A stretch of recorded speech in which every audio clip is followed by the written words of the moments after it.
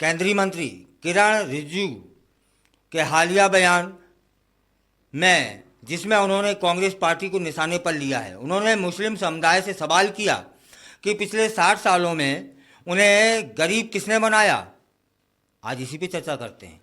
किरण रिजिजू ने कहा कि यह काम कांग्रेस ने किया है। उन्होंने यह भी कहा कि प्रधानमंत्री नरेंद्र मोदी आज मुस्लिम समुदाय के लिए बैंक खाते खोलते हैं, घर बनाते हैं, उन्हें पानी, बिजली और ऋण प्रदान करते हैं। उनका कहना था कि मोदी सभी भारतीयों के साथ समान व्यवहार करते हैं, इसलिए मुसलमानों को कांग्रेस को वोट देने का कोई कारण नहीं है।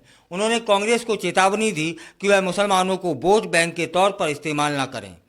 रिजिजू ने अपने बयान में यह स्पष्ट किया कि पिछले 6 दशकों में कांग्रेस ने मुस्लिम समुदाय के विकास में कोई योगदान नहीं दिया। उन्होंने यह सवाल उठाया कि जब मोदी सरकार विकास कार्य कर रही है तो फिर मुसलमान क्यों कांग्रेस की ओर देख रहे हैं। यह बयान न केवल राजनीतिक दृष्टिकोण से महत्वपूर्ण है, बल्कि यह समाज के विभाजन की संभावनाओं को भी उजागर करता है।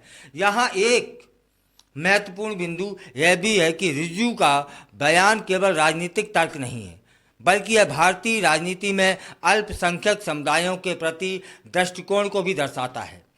जब एक केंद्रीय मंत्री इस तरह के सवाल उठाता है तो वह न केवल अपने राजनीतिक प्रतिद्वंद्वियों पर हमला कर रहा होता है, बल्कि वह उस समुदाय की सोच को भी प्रभावित करने का प्रयास कर रहा होता है। साथ ही रिजिजू का यह बयान आगामी महाराष्ट्र विधानसभा चुनाव की पृष्ठभूमि में भी महत्वपूर्ण हो सकता है।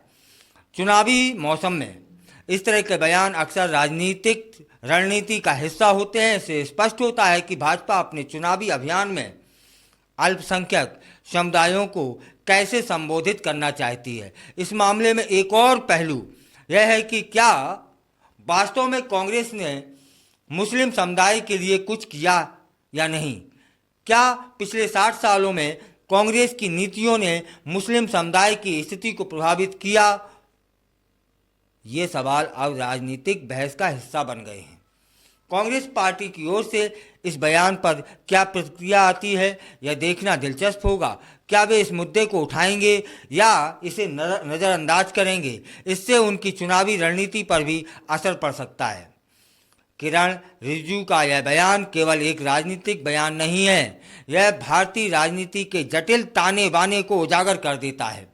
जब हम भारतीय राजनीति की बात करते हैं तो हमें यह समझना होगा कि हर शब्द और हर बयान का समाज पर गहरा प्रभाव पड़ता है। इसके अलावा रिजिजू का यह सवाल मुस्लिम समुदाय को एक नई सोच देने का प्रयास कर रहा है। वह यह संदेश देना चाहते हैं कि अगर वे विकास चाहते हैं तो उन्हें भाजपा की ओर देखना चाहिए।